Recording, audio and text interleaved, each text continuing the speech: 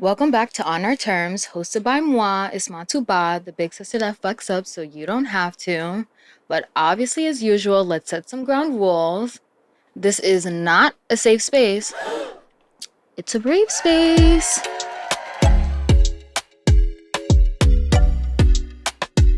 And today, we have my good friend Addis. Hi, it's me, Addis Fouché. We have her on the show, and it's actually really funny because Addis and I went to high school together. Mm-hmm. But I'm going to give you guys a little intro because Addis, she did us going to high school has to be the most boring thing about her. That doesn't matter, to be honest. Addis is a 28-year-old black queer woman, native New Yorker, distance runner, sober person, commercial model, adult performer, freelance writer, startup founder, and public speaker. Period.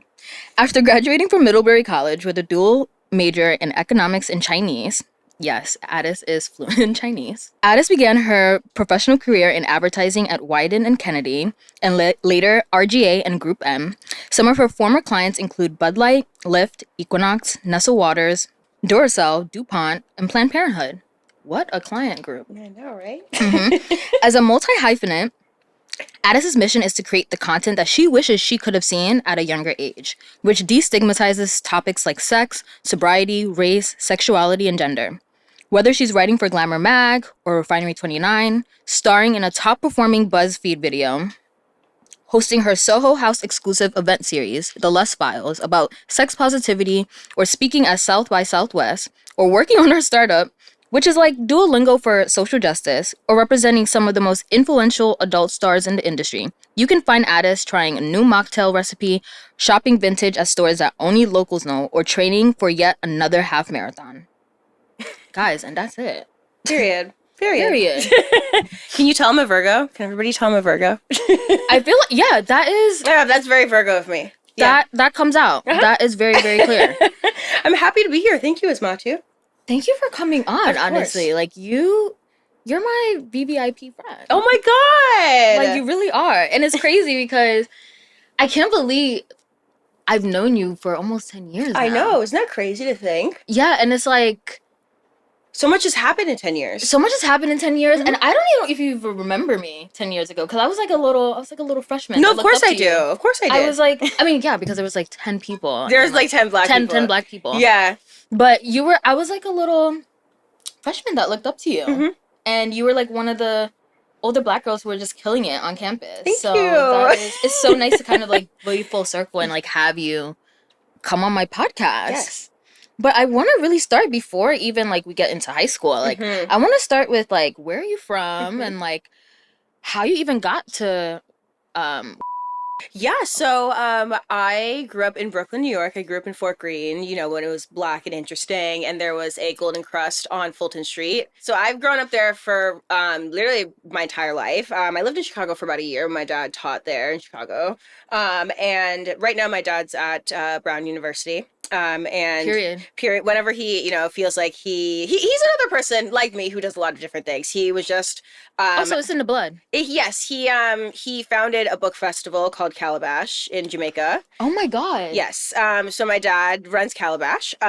He also is now a poet laureate of the United States. Apparently, I found that out 2 weeks ago. My dad's from Jamaica. He moved to the United States when he was 18. So he doesn't really know how to turn his accent on and off. He thinks he turns it off, but he doesn't. And when actually, I didn't even know that my dad had an accent until I went to boarding school. My friends were like, your dad talks different. And I was like, does he? And they're like, yeah. And I was like, oh.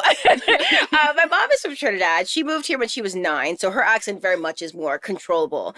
So when she is around family, she's in Trini mode. And then when she's at work in the office, she's not in Trini mode.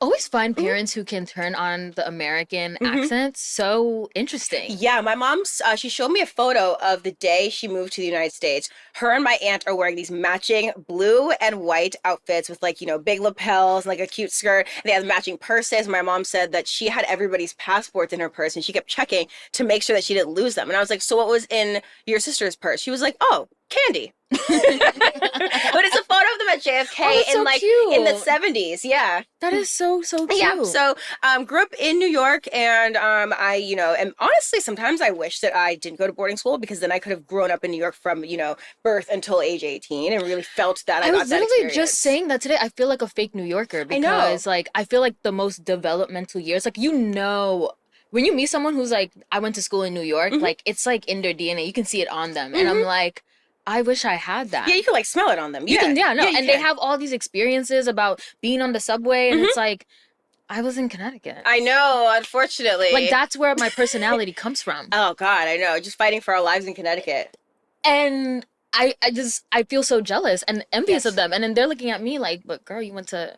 I'm like, that's not a good thing. No, it's like actually really not. And I think about the fact that I don't really know my family as well as I think I should or could because I wasn't really there that much. I mean, even my dad, I haven't lived with him full time since I was about 9. So I don't know him as well as I could. My younger brother, I didn't get to grow up with him in the home the entire time. And then after boarding school, I went off to Middlebury. So I kind of just left when I was 13. I feel the same exact way too, because I feel like if it wasn't for the pandemic, I literally would not know who my sisters are. Exactly. And my brother, honestly. Right. Like, I was like, when I was quarantined, I was like, oh, y'all are strangers to me. I was like, you have an attitude and you need to shower more. Whoa. Not shower more. Like, yeah, you need to shower more. And I was like, I really don't know you guys or your tendencies or like what you do. Yes, and the habits. And like getting to know people better. I was I felt like I was meeting my sister for the first time and getting to know her like as a human being and also learning to be her friend. Yeah, definitely. I think, and to your point, like, developing your personality at boarding school, I see that even in the way that I dress. Like, the way that I dress now is like not how I used to dress. Like, oh my God. I mean, come on, like prep school, of course. Right. If it wasn't different, Addis, I'd be concerned. That is right. But I will say that there are still people from our high school that still... Yes. I've seen them in the streets of New York, and I'm in like, wow. In the wild? In the wild. Whoa. It's so weird seeing people from high school out in the wild, because I'm like, oh, wow, you still dress like that? Right. Those like, colors I would beg my shorts. mom. I'd be like, Mom, I need Hunter Rain boots. I need Sperry's. I need rainbows. And I don't even need just rainbows. I need the ones with the skinny strap, and I also need the ones with the fat strap, like, because I wanted to keep up with the girlies. Then I realized that is just not so a place ugly. that I should be, right? And also, it like doesn't even like, I found my old Sperry's. You did? Yeah, and I was like, why on earth did I buy this? Did they have an aura surrounding them when you picked them up? No, they were like, my mom like they were like tiny, and I was like, oh my God. Like, oh my God. And I was like, these are so ugly. Like, I can't believe I was foaming at the mouth for these. Like, I remember I begged my mom for months. I did. I need these shoes. I did too. I need these shoes, otherwise I will die. And then the Jack Rogers.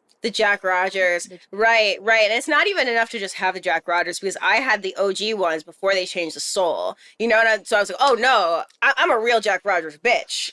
I'm really that girl. You're an OG. Yeah. And to this day, I still have my one pair. And I still wear them because honestly, nostalgia. Yeah, exactly. Like, I still need to feel it. Yes. Sometimes I wear them to feel something. To feel anything. Literally.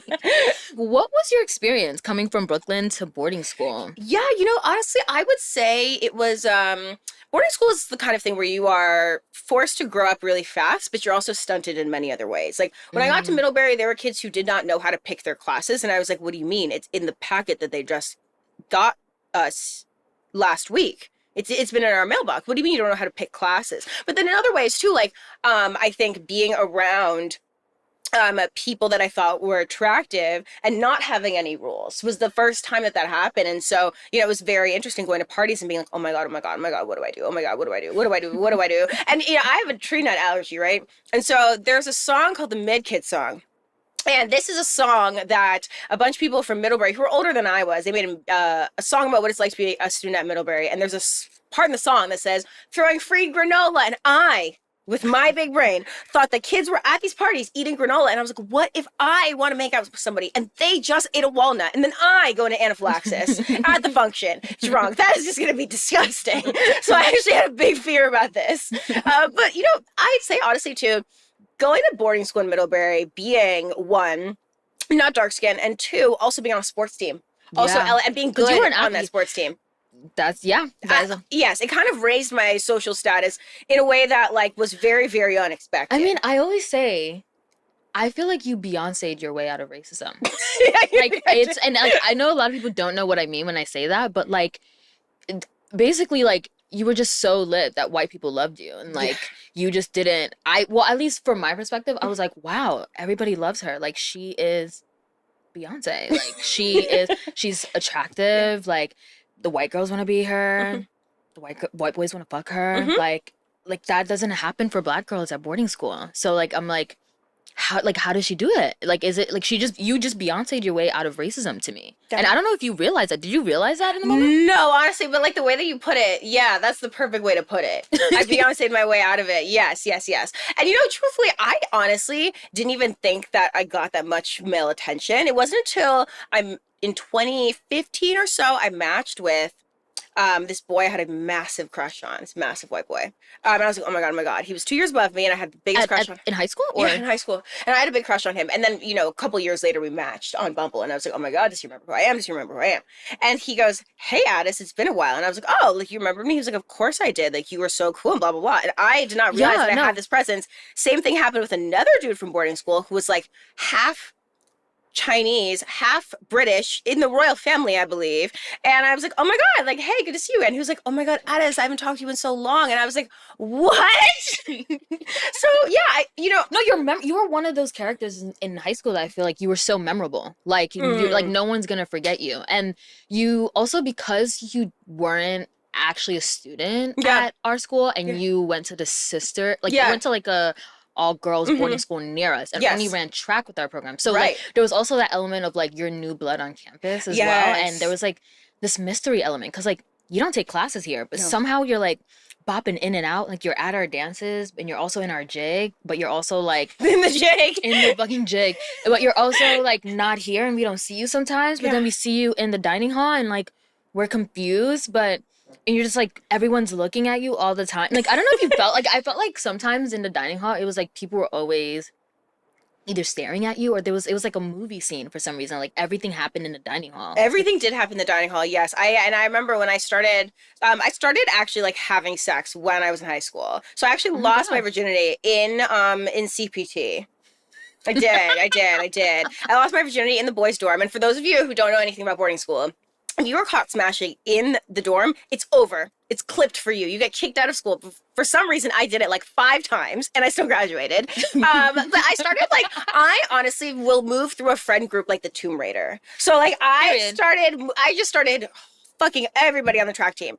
And that was when I really discovered that I was like, oh wait, this is actually kind of fun. Like sex is actually really fun. This is what you want to do. Yeah, I was like, I actually really enjoy being a hoe and I enjoy exploring myself in this way. And I think that was also another element to it. It was like people would come up to me in the dining hall like where you put your dishes away and be like, hey, so like I heard you smash that dude. Like, would you want to smash? And I'd be like, no, not you, but is your friend available? And that's how it started. And that was also another thing too. Like you were just so confident as well. So for me being like younger than you and looking up, I was like, oh wow, like I love how unapologetic she is because like besides you, like I don't think a lot of Black women like had the space to kind of like just be themselves and like just confidently like be like, yeah, no, this is who the fuck I am. This is what I'm gonna fucking do. Yeah. And I feel like you flourished in that role. Like you really you were winning the awards. You were bucking the track team. You were like, I was going to Middlebury. You had it all together. Oh, thank you. I mean, boarding school, I would say like, I ask my friend this all the time. Like, would you do it again? Right. And the thing is, I say, probably, because I think that there's a kind of a trauma associated with like being surrounded by extremely wealthy white kids who have no rules, right? But then there's another kind of trauma associated with feeling like you are age 23 in a corporate job and you are behind. You are behind in terms of knowing what white people do before they do it. You're behind in terms of knowing how to network. You're behind in terms of just knowing certain terminology and where to find certain resources. And to be honest, I would take the former over the latter because at the end of the day, you're going to be Black no matter what. Period. Yeah. Shifting from being raised in Brooklyn to boarding school and like your value system, how do you feel like that shifted from, because like you said, you realized that you really enjoyed this and like you really enjoyed being a hoe like when you're at high school. And I feel like a lot of times like in high school, you still kind of like carry your parents' like value system. And I guess, when did you start separating yourself from that, or like I think realizing? that there are still elements of that in me, but not in like a Puritan way, right? Like people ask me all the time, Addis, why do you speak fluent Chinese? And I tell them it's because my parents put me in a dual language elementary school and kindergarten. So from age 5 until graduated from Middlebury, I was learning Chinese every single day. And I asked my dad why did he decide to do that, and he said, "Well, I think children from a young age should know that they can do impossible things." And that is why he wanted me to learn Chinese at such a young age. And I think for me, that was everything from, going to schools I never thought was imaginable, working on massive campaigns in my advertising days, running marathons. All these things were things that to most people seem impossible. But it's not even just that I outworked myself or that, I anything to myself. It was that I outdreamed myself. And I still feel like I'm still doing that today. Because I think about where I was this time last year. I'd just gotten back from shooting some of my first scenes in Florida. I'd shot a couple for Bang Bros, a couple for Team Skeet. Yeah. And then I flew immediately to South by Southwest, and I gave my first ever speech at South by. I'd never been to Austin before. So I gave my speech called Creating for the Second Puberty of Queer Adults, which is about how queer people party more and later into life to make up for lost time. And these are narratives that we see in, why Pride is kind of like a gay zoo, and why the queer community really struggles with substance use disorder, but then also in media narratives like Euphoria and in Moonlight. And then I came back and I ran the New York City Half Marathon. And that was all a year ago, right? Like, wow. And this is, and I couldn't even imagine being where I am right now, right? Which is being in the AVN 2024 awards campaign. I felt like I was shooting. It's like if you shot the VMAs campaign and I was like the Olivia Rodrigo and there's like a bunch of Taylor Swifts and Ariana Grandes and Adele's. Like, it's like, oh, she's doing something. You got to watch her. She's not quite there yet, but she's doing something. She can hang with the big dogs. That leads me to my point. Like, do you ever feel different in these spaces? Yes, all the time.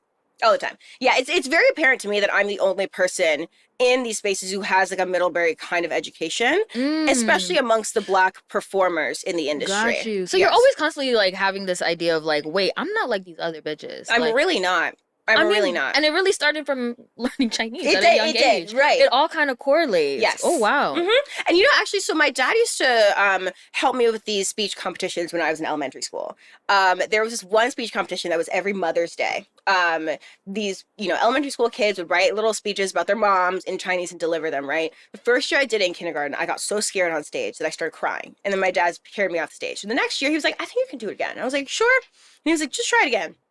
I came in first place in first grade, in second grade, and in third grade. And there were kids who literally didn't speak English and only spoke Chinese, right? So, like, even just having experiences like that, that's like you thought you couldn't do it and then you did. Yeah.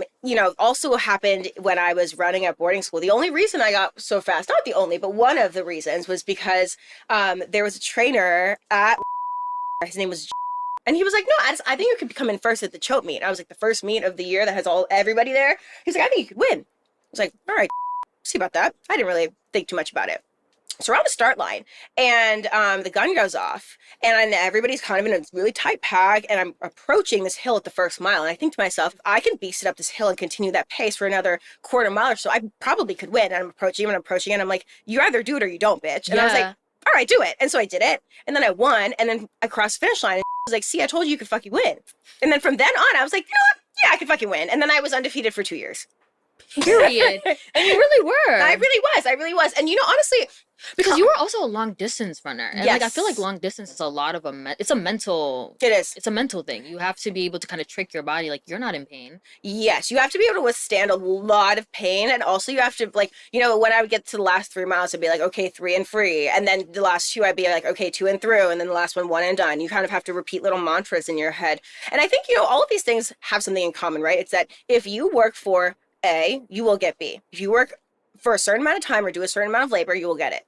And that was the opposite with sex and being desired and being attractive, right? It was like, all I have to do is stand here and people will think that they just want to hang out with me. I don't have to do anything.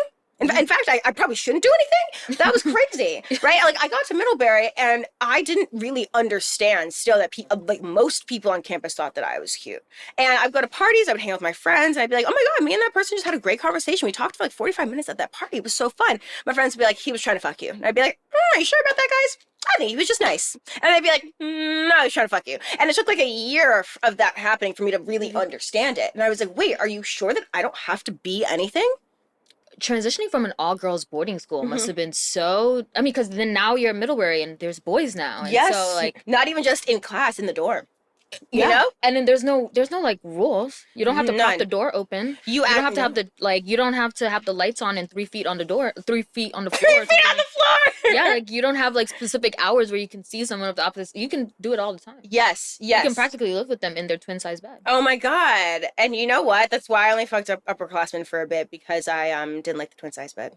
Oh, they have full size beds? At Middlebury, a lot of like upperclassmen would like buy mattresses and just like do whatever they wanted. Oh wow, I didn't know that. Yeah, Middlebury has a bunch of very strange rules. Like there's no dining plan. So like you could go in and have like 8 breakfasts, 3 dinners, 10 lunches, and then nobody would care because there was no meal plan. So yeah.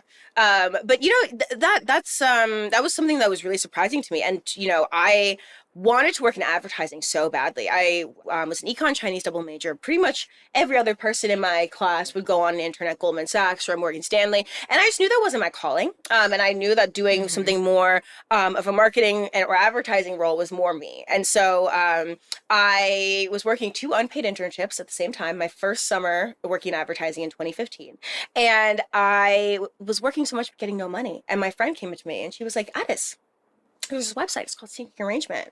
You know, I think you'd be really good at this." And I was like, But not even just like, you know, you are pretty and you are good with people, but like you make people feel comfortable. You are, you know, you make it to things on time, right? You are able to relate to people. And so pretty soon I was like, oh shoot, like I could work really hard at this thing, but also it's a time save. You know, it's a cost benefit analysis, right? Yeah. And so then I was like, you know, making money from being a sugar baby. And then I would go back to Middlebury and live my regular schmegular life. And then I graduated and I almost became a soul cycle instructor, actually. Not a lot of people know that. I mean, of course, because of the whole running thing. Like, yeah, so I had 2 jobs on campus at Middlebury. I was a barista, so I could make literally any drink better than Starbucks. Down. And 2, I was a spin instructor. Fuck Starbucks. Fuck Starbucks. I could make any drink better than Starbucks, and I also was a spin instructor, and so I actually didn't really know what I wanted to do after graduation. It was a really hard market, so I was in instructor training for about 3 weeks with SoulCycle and Flywheel at the same time. They didn't know that, because I was like, what if I don't get one, then I get the other? And then Wyden Kennedy there you called go me. again, doing the impossible. I really was, because I could withstand so much, like, you know, long exerted efforts. I was able to do it. And then I got a call from Wyden Kennedy. They were like, we loved your application. You want to come in on Monday to start? And I was like, it's Thursday. They were like, yep.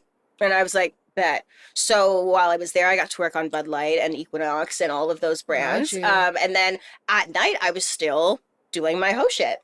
And so that's kind of how I was able to really, you know, kind of live this double life. Got you. Yeah. Boarding school is like a really pretty prison. And then also going to an all-girls school is like, I feel even more regulated. And I don't know if there was like a religious aspect to your school. Was it? No, the thing about all-girls boarding schools that I noticed is that it's cool to have a passion. Like, there were no girls at who were bimbos, who are just like there to be pretty, right? It was like, if you're not taking advantage of the conference times with your teachers, what are you doing? If you're not doing activities, if you don't have a passion, you're not into something, it's like, well, what are you doing here, right? I felt like that was less so of a thing at because they were girls who were the bimbos. Like, that was their job. That was their passion.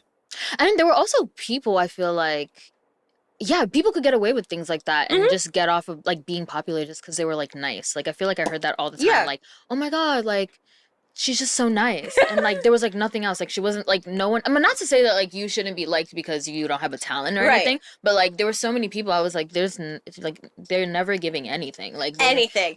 But they're nice. Right. And that's it. And I was just like, is there anything else? Yep. But I feel like co-ed spaces do have a lot more.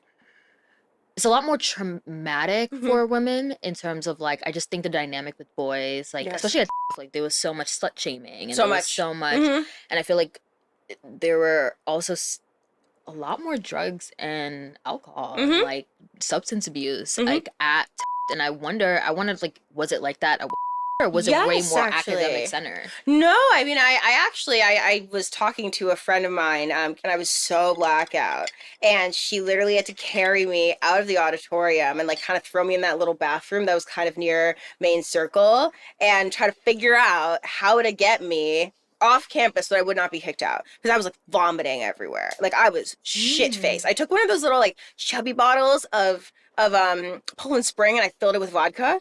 The tiny ones, and I just chugged it all at once. I don't know how many shots were in there. Maybe like 5, 6. You chugged the whole thing? Yeah, why not? Yeah, I did. Word. No, word. Yeah, so, you know, I honestly, I mean, I started, you know, doing drugs and drinking when I was like 14 at school. Really? So it started in high school? Yeah, I started at boarding school, and it was really one of those things where I could kind of, if it was there, that was cool. If it wasn't, I was okay to just sit in my room and watch TV or do my homework. But like, you know, after a while, I just started, you know, doing it more and more. But most substances, I really haven't done it in several years. Like, I haven't done Molly in maybe like 7 years. I haven't smoked weed in about 5 years or had alcohol in like 4 years. So it's been kind of a while. And then I will say most for the audience, I've done pretty much everything except for heroin. So leave it at that. Gotcha. I know you talk about like you post a lot about like sober content and you being sober now. And I kind of want to like backtrack. You just did say that you started maybe doing drugs or drinking like in high school. Yes. How did you kind of like get into sober content then? How did you, can you walk me back? Like, how did it start from just doing it? Like, if it was there, great. If it wasn't, no. And then now you're like, I'm 2 years sober and this is me and I don't bring that shit near me. Yeah, you know, honestly, I mean, it got way worse before it got way better. There were, at my worst periods, I was doing maybe 2 to, you know, if I think about it, up to 4 grams of Coke every day. Oh, wow. So did I at Middlebury? Yeah, Middlebury, post-grad, yeah. And, you know, for people who don't know how much that is, like 1 gram of cocaine could sustain 3 grown men in a night out, right? And I was doing 2 to 4 by myself in like a 24-hour period. So, and because I was, you know, really attractive and like, you know, really charismatic and really fun and friendly, the Coke that I could get was way better than any other bloke on the Upper East Side could get. So, I would have people whose parents were like running for office, be like, yo, Addis, where'd you get this shit? And I'd be like, not America's royalty asking me for my connects. That's crazy. And, you know, it got way worse before it got better. Then I went to college and people party a lot more, right? And then just before my senior year, my boyfriend died while I was on summer break. Oh, wow. And I was in New York and I woke up from a nap and my best friend had called me like 7 times. And I was like, why is she calling me so much? And so I picked up the phone. I was like, hey. And she was like, are you sitting down? I was like, yes. And she was like, yeah, so he's not coming back to school in the fall. And I was like, oh, is he transferring? Why are you telling me that? And she explained that he had passed away on his family vacation. And that sent me into a spiral like never before. And I didn't really put 2 and 2 together until a couple of years later.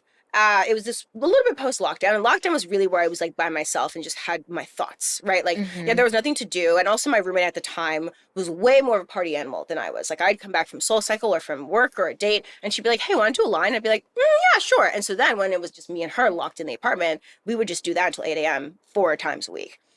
And I was talking to my ex's best friend, and he was like, you know, honestly, I think about him every day. I have for the past 4 or 5 years. And that was when I realized that I never thought about him. He never crossed my mind. Like, I almost like blocked him out. Like, my brain was trying to protect me from that kind of trauma. And I was like, something's really wrong. And so that's when I really started to do a lot deeper healing work. But I've been to rehab twice.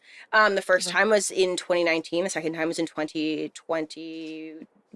Yes. And that's post Middlebury. Yeah, post Middlebury. So it really was like, it was that kind of thing in high school. And like, I would get shit faced sometimes. Like, you know, I definitely remember going to like a New Year's party when I was like 14 or 15 and getting shit faced and like throwing up in the hallway. And then Middlebury, like I would, you know, there was a TBL party where I like, you know, got way too shit faced. TBL. Yeah.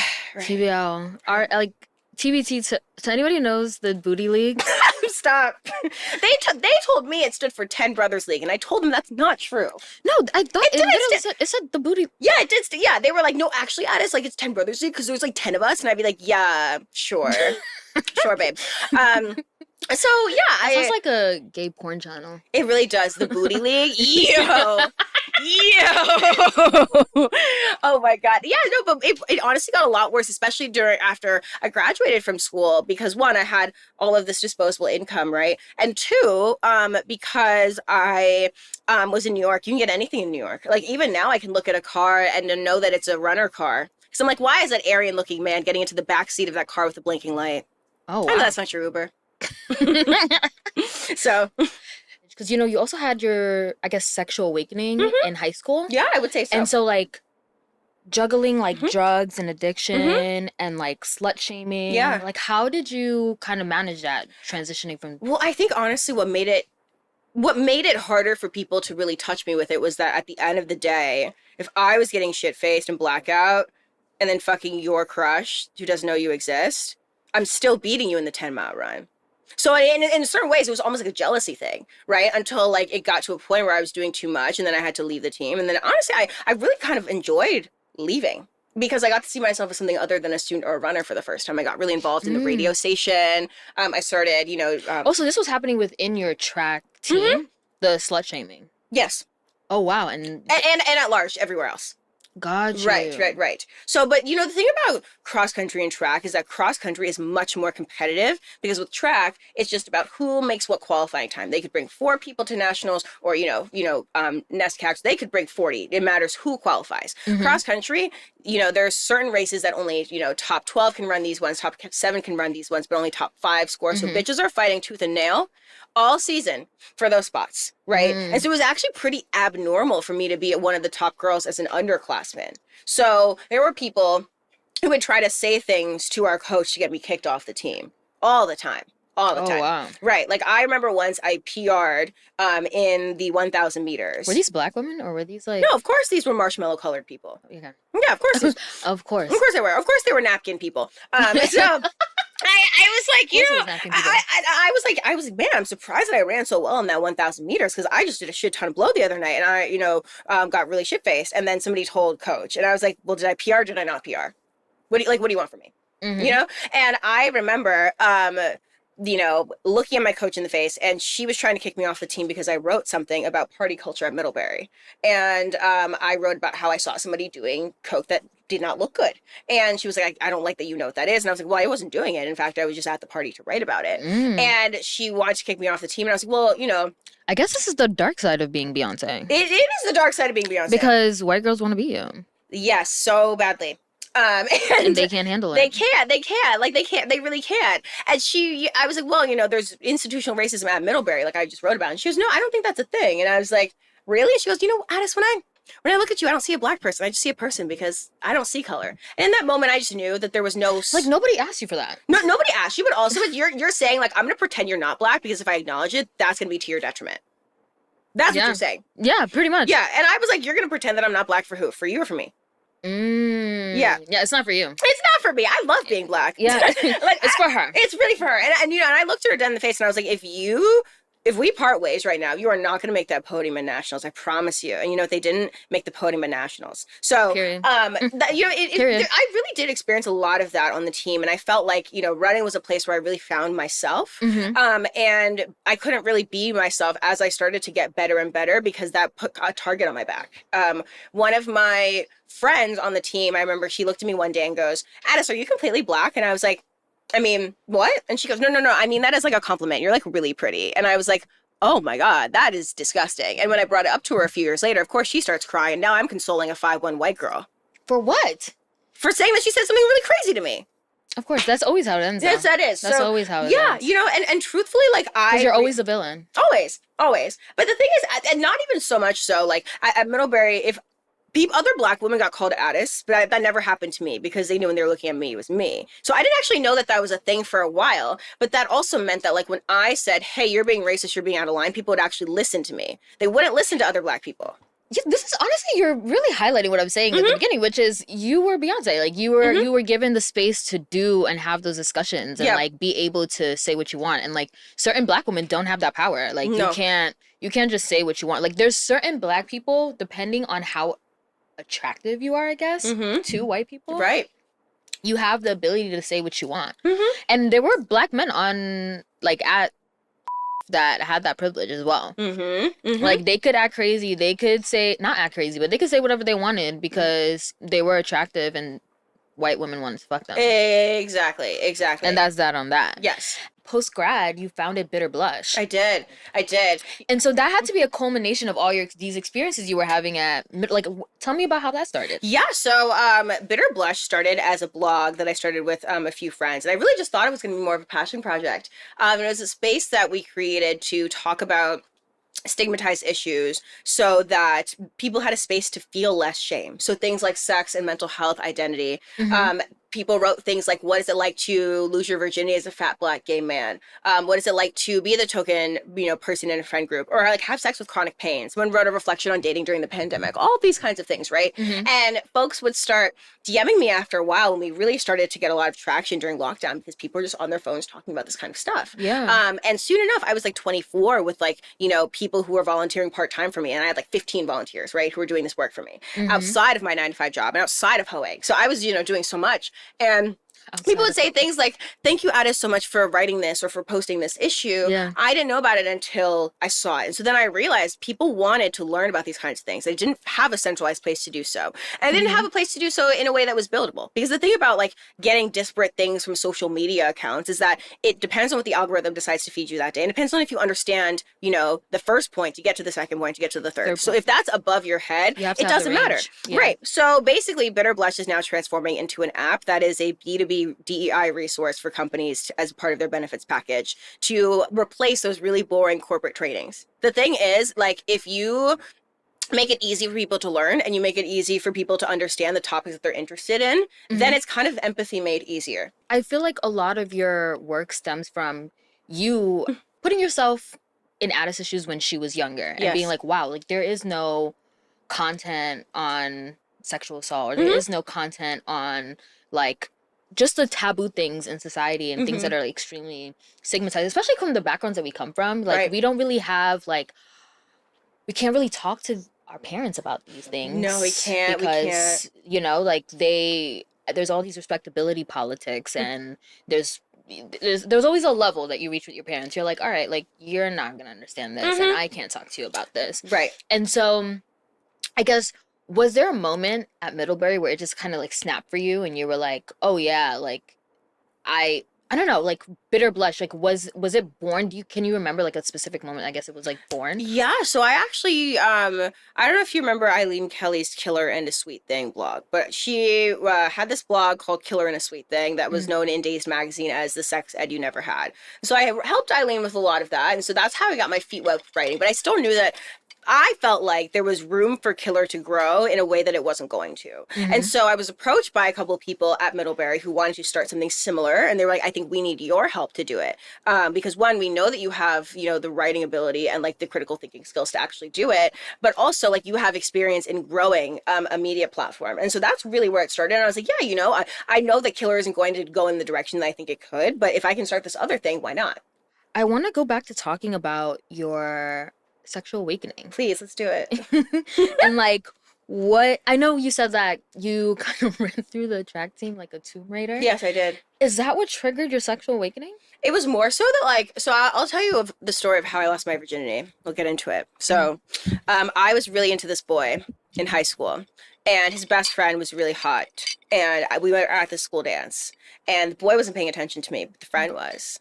And I was like, oh my God, I can't believe this. You're not paying attention to me. Am I not pretty enough? So the dance is over. And then and were like, I can't believe he was flirting with you and you didn't do anything. And I was like, did I make a mistake? And they were like, yeah. And so then hot boy walks over and he's like, hey. And I was like, we should go upstairs. So then we go up to CPT and we fuck. And literally, he had the free version of Spotify, so there were Febreze commercials playing in between the dance hall playlist, right? So it was just, and then he had a poster of Rick Ross, and the poster fell on me while we're fucking, right? This man also had a chode. I will also say that he had a chode. And so then, that's how I lost my virginity. And I was like, that was kind of fun. Despite all of that, that was kind of fun. You enjoyed yourself? A little bit in a way, yeah. It was a little But I comical. guess I feel like you make your fun. Like, Yeah, you, exactly. you had, like, fuck him. No, Whether he exactly. was there or not, you were gonna have a great time. And you know what's crazy is that when I graduated, I wrote a bunch of people like letters, like my friends and stuff, and I wrote him one. And then 1 year later, he was like slut shaming me on Twitter, and I Facebook messaged him. I was like, "Why are you doing that?" And he was like, "Fuck you." And then like literally a year later, he goes, and I kid you not, it was exactly 365 days later. I can show you the Facebook stamps. And he goes, "Addis, I just found the letter that you wrote me many years ago. I'll always cherish it. Thank you so much for your words." And I was like, "Oh my God, Weirdo. thank you." Fucking weirdo. Yeah, but truthfully, like, I honestly got such a high from being able to like get attention or attraction, or even just like a sense of love and like intimacy from not actually having to work at anything. I was like, "Oh, you, let's go. You, let's go." And also too, I think like now knowing so much about men, like I think I know more about men than men know about themselves because I spend so much time with them. I was like, look, if I'm going to have sex with anybody, and I still feel this way, is I'm going to get something out of it, whether it's emotional safety, whether it is money, whether it is, some sort of thing, because what do I look like fucking the text man for text? I mean, I've literally been saying this forever. Like, men are the most consistent historical record of disappointment. Mhm. So, counting on them for anything is like the joke's on you, babe. And the thing about sex work too is that it's not like, you're paying for what you're getting. It's that you're paying for what you're not getting also, right? Like, What do you mean by that? if I'm sick, right, you don't have to take care of me, right? You don't have to learn my friends' names. You don't have to meet my mom. You don't really have to do much. And the thing about sex work is that because the terms are so explicit, whether, you're entertaining a dominatrix or a dancer, or if you're watching porn or engaging with someone on their OnlyFans, you know what the rules are. And you also know the rules are never going to change. And if the rules change, that's very clear too. So you're paying for the, attention, you're paying for whatever, you're paying for what you're getting. You're also paying for the convenience to not have to do all those things for me. I mean, for me, like, when I just think about like sexual awakening and growing up in like a Muslim household, Yeah. like, you don't really get the opportunity to explore that because most of the you know what I mean? Like, women are not sexual beings. Like, they are to be having children. Right. Which is why we have literally, like, I don't even know if I can say this, like, they're out here cutting clits off. Yes, they are. And which is crazy. Like, and so it's like the whole idea, I feel like my entire life, is sex is not for you. Pleasure is not for you. And sex is to have children and build a family and like fuck that. And so when I was in high school, like, sex was like kind of the farthest thing from my mind because like I couldn't, like, I was still very much so like under my parents. Like, I was still operating from my parents' value system and like trying to be a good Muslim. And so whatever that means. Yeah, whatever that means. We don't know what that means. Because the whole point is like sex is not for you. So, you kind of have like the quote unquote unconventional background for a sex worker. I do. I would like to say, like, I guess you're this, we can get into this concept, but you're this emblem of Black excellence. Like, you are Black, highly educated, you went to the best schools, you speak Chinese, you're an amazing athlete, and now you're a sex worker. You're a hoe on camera. And now I'm also a sex worker, all those things, and, Yeah. I would love to kind of talk about the idea of Black excellence and kind of like, because this pressure, I feel like, does impact Black people, like, mentally. And It does. And honestly, I think if I really think about it, I think that's a bit of why I found so much solace in drinking and getting blackout and doing lots of drugs, is because it was a kind of controlled chaos. And it was a kind of like predictable chaos that like could be bought and not necessarily earned. Right? Like, I could just be like, oh, I'm going to go spend $200 and, I'm going to have the night that I know that I want. And it's going to be fun. It's going to be crazy. But like, I can kind of make sure that it's an experience that I want. And I feel like I'm in full control of that. I think to a certain degree, like, being Black in America and a Black woman in boarding school means that you're like so out of control of so many things. And in order to survive, you have to be in control of what you can be in control of at all times. And I guess, when did you start questioning that? When did you start questioning this Black excellence? Because, like, obviously, like, growing up, you probably, like, felt like, oh, you probably realized, like, not that many people are doing what I'm doing. I'm also representing Blackness in these really white spaces. And so, like, when did it start for you to, like, be like, actually, like, fuck Black excellence? Like, this is kind of weird. Like, yeah, I think it was mostly when I realized that as I got faster and faster on the cross country team, it didn't make me less threatening to my teammates that were white. It actually made me more threatening. And I remember once during preseason, my junior year, we were doing a workout. And preseason is, for people who did not do sports in school, it's basically like before the actual season starts, you do focused workouts with your team. And this girl and I were running together, and I was having a great workout. And she goes, Addis, you don't have to race every workout. And I said, I'm not racing, I'm running. Because she was upset that for some reason I seemed to be beasting this workout because I trained really hard that summer. And that made her uncomfortable with the fact that maybe she wouldn't be one of those spots in, the top 5, top 7, top 12. And, even being Black and excellent in that specific way didn't do anything for me in terms of having an easier time. It actually made it more difficult because that meant that I had no peers. And I guess that goes back to what I was saying. I feel like earlier I made being like the Beyonce at boarding school sound like this like great and amazing thing. But like the dark side of it truly is that like you really can out Beyonce yourself out of racism because it all kind of catches up to you eventually because at the end of the day you're still a threat and you're still seen as undeserving of what you have. Yes. And like you shouldn't be in these spaces, you shouldn't be having these accolades, and like you shouldn't have this talent that's natural to you. And so it really is, I guess, there's still like, I guess, huge cons and it's incredibly still problematic. Like, absolutely. It really was the Black Lives Matter movement that like hammered that home for me. I realized that so many of my white peers, they didn't actually like Black people. They liked me because I was palatable. And especially I noticed this, afterwards when people were getting married, right? When things started to open up and I was like, oh, you posted a Black square and showed that you love Black people so much that you actually don't know any close enough to you to invite to your wedding. Everybody there at your wedding, post Black Lives Matter movement, post you texting me like a very apologetic, emotional thing that was so self-serving, and posting your own Black square to show that you really care and you're down for the cause. You still don't have any Black friends, and I really don't have any sympathy for people in that situation who live in major cities like New York City because you could go anywhere at any time. You're actively choosing. You're right. You can meet any person you want in the city, and you are still choosing to only spend time with people like yourself. That is a choice. That's a choice. That's a choice. So, and it really took that for me to really realize that. I think especially because I wasn't in an office and I was like by myself. It wasn't in the forefront of it wasn't in my face, right? And I had my own things that I was dealing with, so it wasn't something that I thought about all the time or as much. But yeah, I think when you are, the Beyonce of boarding school, right? What ends up happening is that people, if I said that something was racist, people would listen to me because they wouldn't take it as Addis is a bad person and be like, oh, Addis is mad at me. And you don't want Addis to be mad at me. But, if another one of my friends who... It's such a burden, though, to carry, like, because... it is. Because if you're the only one who's being allowed to speak for the Black race. Right. Right, then you better say it right. Exactly. Then you better say it right. It's a lot of pressure, honestly. And I think, that was a reason why I had to really learn who I was and, like, what I had to say. That's when I learned that communication was much more than just saying things in a clear way. It was saying things in a way that people can hear it. It is saying things at a certain time in a certain way. It's how you sit next to people. It's how you listen to people. It's how your facial expression looks. And that's all part of communication. No wonder you were like thriving in the advertising marketing space. Yeah, I mean, you want to know why my hair is always red? It's because of the way people search for porn. Sometimes men know their favorite porn stars, but they don't know what their name is. And so if they search Black girl, red hair, Black girl, red braids, it's almost always going to be me. Period. Yeah. Yeah. Period. So now I want to get into you doing porn because you've been a sex worker longer than... You started doing porn last year?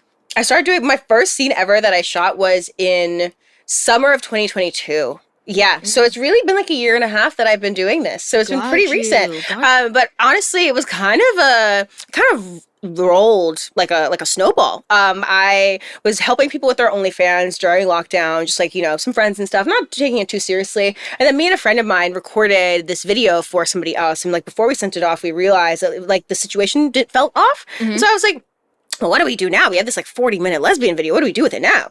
And she was like, start an OnlyFans. It might do well. And then it started one, and then it started to get some traction. And then I was on TikTok talking about how, being a sugar baby is just putting pussy on layaway. You're basically, it's like an unpaid internship. And I was volunteering with Sex Workers Outreach Project. And that is a grassroots organization where you can only be a current or former sex worker to be involved. And I put the wellness kits together for the street workers in East New York. So I would do, with my, the members of that department of the volunteer organization, menstrual kits, dental kits, safe sex kits, safe snort kits, right? And I got to know a lot of people in the community, and it really reinforced that, like, this is a community-oriented thing. Like, there's so many things that I don't even tell people about the sex industry because that's supposed to be only community knowledge. And somebody reached out to me on Twitter and was like, hey, would you ever consider doing mainstream porn? And I was like, it actually makes sense why someone would ask me that. And luckily, this person had a lot of mutual friends on Twitter with my volunteer friends. So I was able to ask them, hey, is this guy normal? Is he going to kidnap me? And they're like, oh, no, he's the girls, the gays, the theys, he was all fine to them. So I was like, you know what? I get why someone would ask me that. Why not? And so that's why I started doing mainstream porn. You're a porn star, but you're an unconventional porn star because you have a LinkedIn. I do. You know what I mean? Like, that is such a funny place to find. You don't think to find a porn star on LinkedIn. No, you don't. And on your LinkedIn, I saw that you said you ditched a job in advertising for truth telling. So, like, can you speak to the power you feel in choosing to have a less traditional career? Yes. I loved advertising. I'm still friends with my advertising friends to this day. But I remember looking at my boss one day and I thought, am I jealous of you? Do I envy you? And I realized that I didn't at all. I didn't envy her lifestyle. And if I were to continue on that path, then I would be her. And so I quit effective immediately. And that, the only reason I was still working in advertising at that time was because I was dating somebody who could not handle the fact that I was doing sex work, even though he knew that before we even went on our first date. But I think a lot of guys have this image of what it's like to date a whore until you're actually dating a whore and you are forced to reckon with your whorephobia. And so it was either I stop and go back to advertising, which I really did try because at the time I was like, I'm so in love with this person. I really want to be with him. And then I was like, no, fuck this. I'm actually really miserable. So I didn't do it. And that was when I realized that all the things that I love doing, like, working on Bitter Blush and modeling and, doing sex work and public speaking and all of these things and writing, those were the things that I wanted to pursue. And those were the things I had to pursue. So I left effective immediately. Like, Ismatou, I didn't even give a 2-week notice. I literally left that day. I think 2-week notices are the dumbest things. Yeah. When they lay you off, they're not giving you a 2-week notice. No, they're not. They're telling you to get the fuck out. Yeah, they are. They like deactivate your badge before they even send you the email. No, exactly. I think it's the weirdest thing. But I really do feel you in the whole, like, I looked at my boss and I do not envy you because I'm literally in the space now where like people, how older people at work love to give younger people, even though I don't tell people my age at work, they love to give younger people advice all the time. And there's always these white women who want to come up to me and give me, just a little bit of advice. Oh my God. And it's like, I actually don't want your life and I don't want to be doing what you're doing. Yeah. I actually don't even like you. Yeah. So like, don't give me, please don't give me advice. Yes. Like, I'm not, especially if I don't ask for it. I don't take advice from people who I don't admire. And I don't admire white women, unfortunately. That is the truth. Like, there's no one that I can look to who is a white woman. I'm like, yeah, I want to be like you. And it's nothing like, it's not racial. No, it's not. Like, it's really not racial. It's just like, I just don't see myself in you. Right. Like, there's nothing to admire. I don't draw inspiration from you. And so if I don't go out like blatantly and ask you for advice, like, don't give it to me because I'm not, I didn't check for it. Did you always kind of know that you wanted to move into porn? Like, I guess, like... No, it honestly, it just happened. And, like after naturally. After that person was like, would you ever consider doing mainstream porn? And I was like, sure. Fell into it. I really did just fall into it. Like, I fell into being a sugar baby. I kind of fell into OnlyFans when I was helping my, friends. Now I'm in the top 3% of all OnlyFans creators. And that is far cry from some other people I know who are making like $300K a month, $400K a month, $200K a month. But still, I do pretty well for myself on there. And I love when people find me on TikTok and they go to my OF, and people see me on Bang Bros, and then they go to my Instagram. It all is like this big ass media web. Your work is really tied to like humanizing sex workers. Yes. You feel like people really do like, it's like as if these people are not real. Even sometimes with the work requests that come in for you, or like the appearances that people want you to make. Yes. And I feel like with actors and actresses, we know so much about them and because of like celebrity culture. But with porn stars, like, we don't really know much about them. Like, we just know they do porn, and it's also everybody's dirty little secret. Right. And, like, nobody really talks about them. So, like, we don't really have an ability, like, not have an ability, but, like, we don't know much about them to humanize them. And so I know a lot of your work has been to humanize sex workers. Yes. Tell me about that work. Yeah, I noticed that a lot of sex workers, you don't know, what their real name is. You don't know what their voice sounds like sometimes. You don't know if they have hobbies or a family or friends. And so that is why I created the moniker Today's Most Relatable Whore. Because a lot of times people will say, I've never met a sex worker before. And I'm like, no, you actually probably have, and you just didn't know it. And, you don't know that sex workers run the New York Marathon. You don't know that sex workers have, siblings, or that they, go to Trader Joe's, that they take the MCAT, that they like to garden, all of these things. And so I put all of that in people's faces to show you guys that I'm a human. But also in the same vein, like, people don't humanize sex workers, but they don't humanize the people who buy sex, or the people who, book a dominatrix or go to the strip club. People think that, They're regular ass people. Right. They think They're that clients, I mean, I actually did fuck somebody's father. I really did. Really? Yeah, I really did. Yeah. He didn't know that me and his son went to the same school. But turns out that was true. And then Did you know his son personally? Yeah. I knew everybody at school. But like, the thing is, like, people think that these clients are like weird men who come out of the sewers in the dead of the night to fuck the weirdest bitches. And that's really not what it is. It's really not what it is. They are your fathers, they're your pastors, they're your bosses, your teammates, your brothers, your friends. And sometimes your husbands. Sometimes. And I really don't fault any sex workers for being involved with anybody's husband when it's purely for work. Because the thing is, like, that man wanted to cheat before he even met me. If not me, it would be somebody else. And I don't think that we should be faulting women for making sure that men who are outside of their life stay faithful. And I always find it so interesting because, being in these Caribbean African spaces, like, women who do sex work or just embrace their sexuality, like, you are the villain, like, you are the nasty, worthless woman. And I always, or like, even when it comes to like sexual assault and rape, it's always like, well, she was asking for it. You always hear the auntie saying something like that. And I always have to ask myself, like, do you guys not understand, like, porn exists because there's a demand for it. Absolutely. There's a supply because there is a demand. Like, and actually the reason, sex and economics and history and religion have always been tied. The reason why the word testify... They literally all go together. Like, if you learn about one, you learn about the other. They all go together. The reason why the word testifies because in ancient Rome, men had to put their hand on their testicles to signal that they were telling the truth and that they were not perjuring themselves in the court of law. Right? The reason why, people have alliterative names in porn, like, Asa Akira, August Ames, is because Marilyn Monroe pioneered that. And the reason Marilyn Monroe pioneered that is because she invented the idea of Marilyn Monroe to be this character and to be this, like, a happy birthday, Mr. President type shit, right? Like, the reason why people flock to OnlyFans was because of the pandemic, right? So you're actually looking at things that affect everything else. We have major studies and departments in the largest universities in the world for history, for economics, and for health, but not sex. I have to ask. Yes. How did you tell your Caribbean parents you do porn now? Oh, the thing is, I didn't. They just found out. How did they find out? Who told them? So, were you like not trying to tell them? Were you trying to keep it a secret, or you were it was more so that I wasn't don't need talking. to have this discussion. It was both. I wasn't really talking to them in general for other separate reasons. So there was no need to bring up that as like something that would be a major conversation starter. But these really mean, sad girls from high school and from college had a watch party, and they watched one of my videos on Pornhub. That has millions and millions of views. This is a great video to make fun of me. And the reason why I found out is because one of them worked in the same office as my very close friend. So she told him, and then people started to find out about this, and they were like, that's really fucking weird. Like, why are you like, if you hate someone so much, why are you trying to see them naked? It's fan behavior. Yeah. It's really weird. Also, a watch party?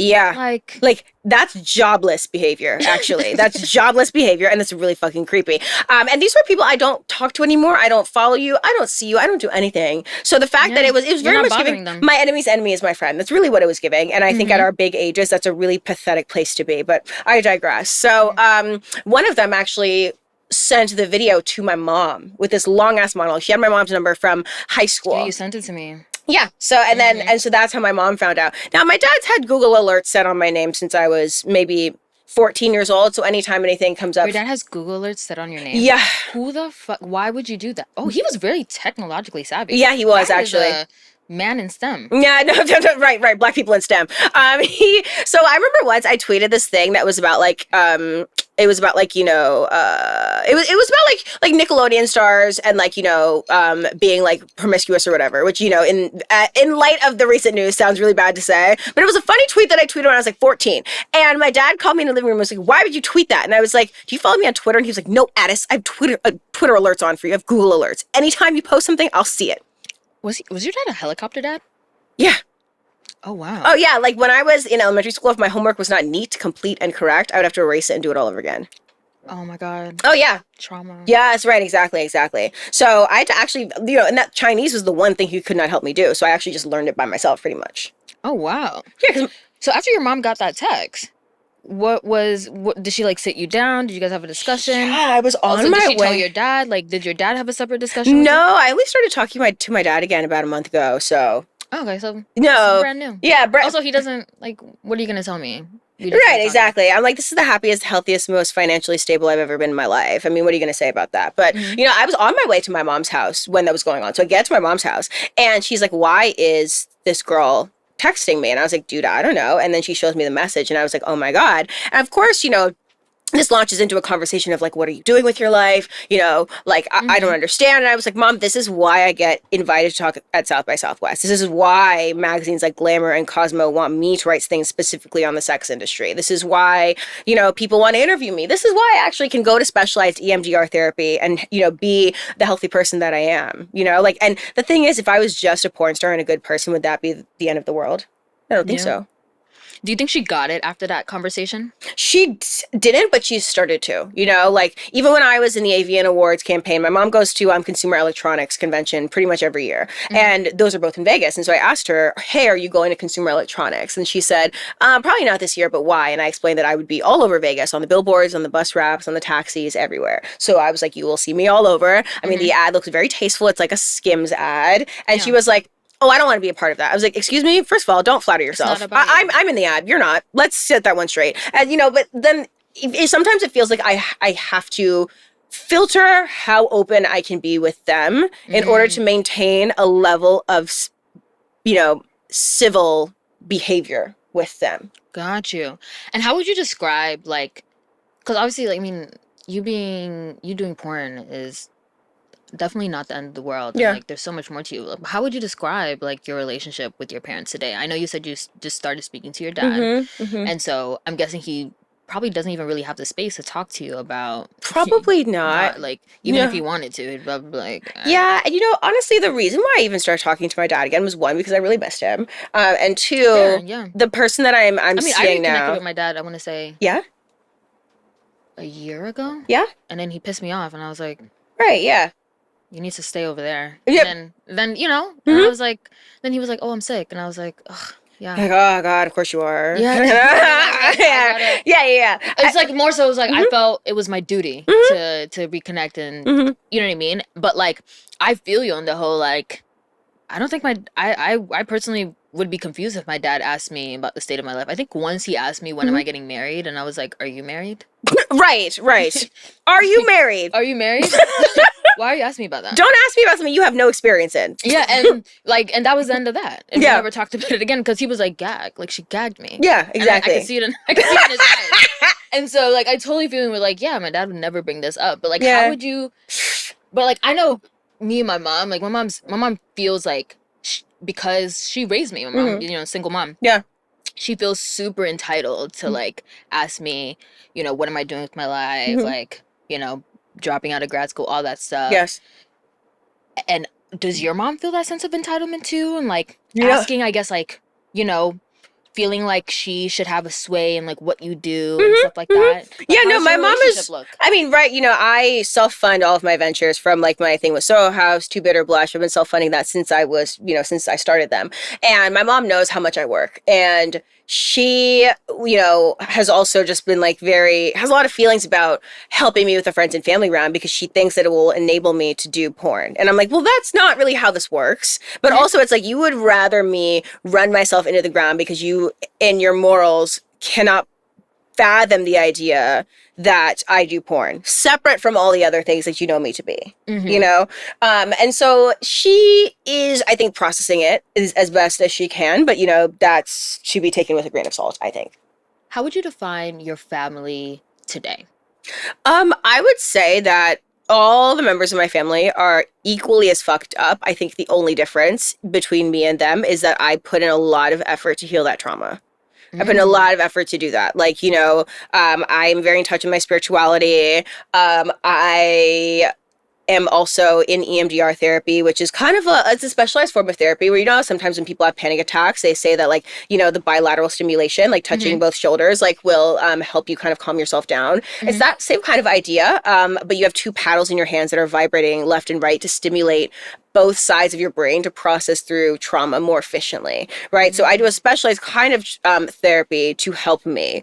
That's not something that a lot of my family members in my immediate family or outside of that even do.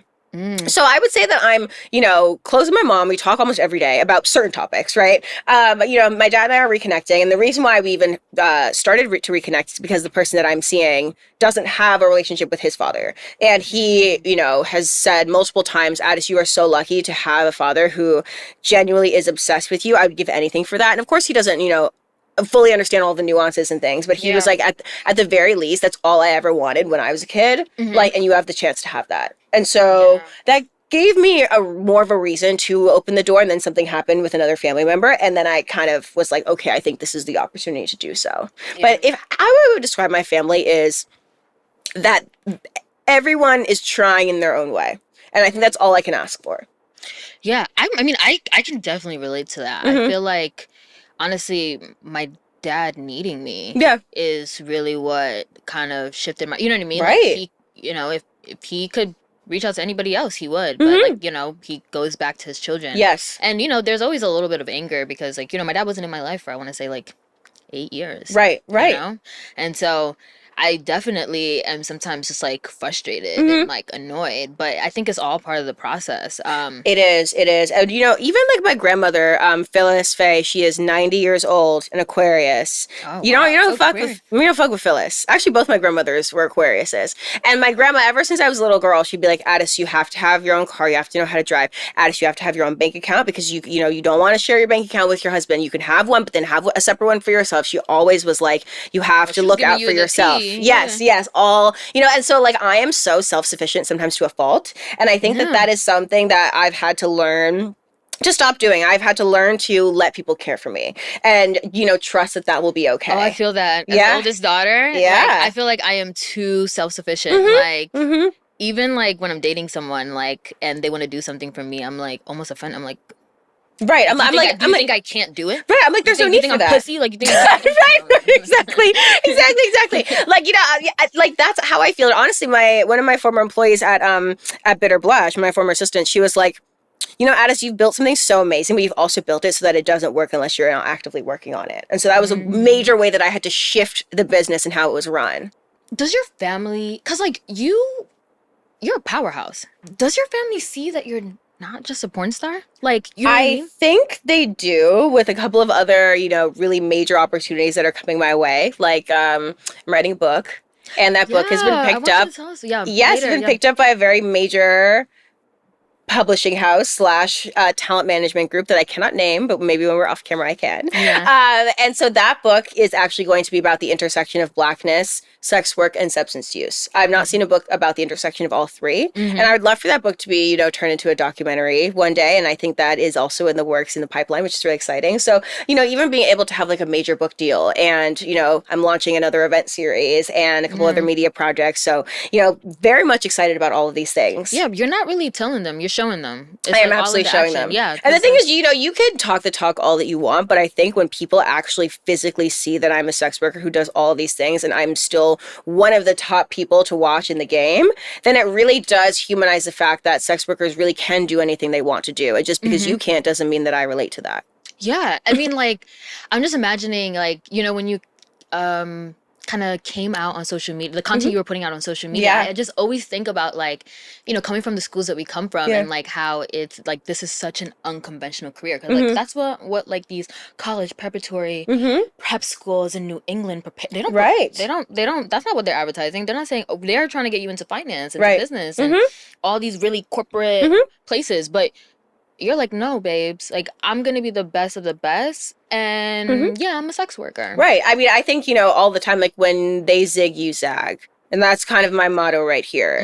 That's why I do a lot more public speaking than I think the average girl in the industry does. Because at this point, like OnlyFans has really opened up who can become a porn star. And I think when anybody can become a porn star, that can be a great thing. Do you think that was closed off before? Like it was not? Yeah, I mean, there were certain body types and certain people who just like wouldn't have been able to monetize their sexuality like they can now. But, I think also when anybody can become a porn star, anybody can become a porn star. That also opens up the door for riffraff. And I do love that definition has expanded and the industry is changing. But then at the same time, I think anybody who has a BBL and a pretty face thinks that they can be on OnlyFans, and that's not true. And so then it's like, well, what differentiates one girl from another, right? I think at this point, it's not what you look like. It's not the types of scenes you do or how wild and crazy your scenes are. It's what you have to say. Because at the end of the day, like, they're going to watch your content for the content itself. What else do you bring to the table? Yeah. Do you think people actually get what you're trying to do with sex work? Do you think they understand it? Like, do you think it's too early on? Both. Both, really? I think there's some people who get it and they're on the early train, and there's some people in like 6 months are going to start to get it. Another group of people in like 2 years are going to start to get it. So I'm excited for when everybody is really, really on board. But there's so much that I have working in the pipeline that I'm very, very excited about. Yeah. And I guess you could have just, not to say like this is like a lackluster job. Like you could have just been a porn star and been like, yeah, I'm going to make my porn. I'm going to do my sex work. But like you said, no, I'm going to revolutionize what that means. And so how important is it for you to challenge traditional notions of the industry you're in? It's extremely important to do that because I think had I known someone like myself, I wouldn't have been ashamed to have relied on the types of people that I did who ended up letting me down.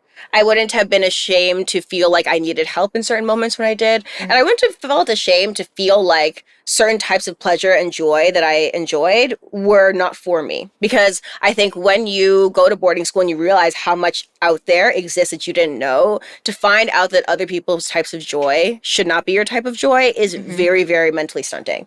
I also want to ask, like, being at the intersection of entertainment, media, entrepreneurship, sex work, you're a sex worker and a businesswoman always. Like, the two can't be separated. They can't. Would you say you're the first to do this, kind of? I think in this way, yes. Yes. I think there's people who have done one and then become a businesswoman after. I don't think there's people who've done both at the same time. So I just feel like you basically have thrown yourself into, like, kind of the burdens of being the first and like revolution. But I guess this once again all goes back to accomplishing the impossible. Exactly. And it's really been in your DNA since young, and we have none other than to thank your dad. Thank you. I call him my Kingston clown. My Jamaican father's my Kingston clown. So thank you.